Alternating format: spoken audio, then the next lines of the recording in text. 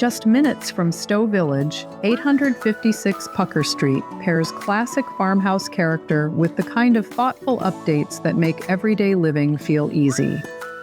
A covered front porch and brick walkway lead to a home that has been carefully updated without erasing its history.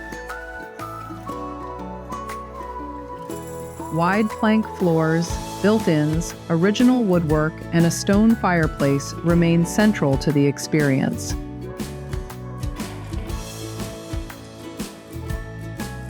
The remodeled kitchen brings a fresh point of view with custom cabinetry, open plate racks, brass hardware, granite countertops, a farmhouse sink, and an oversized butcher block island. Just beyond the kitchen, a sitting area with a wood stove can also serve as a dining space. A first-floor primary bedroom is located beside a full bath with brand-new stackable washer and dryer.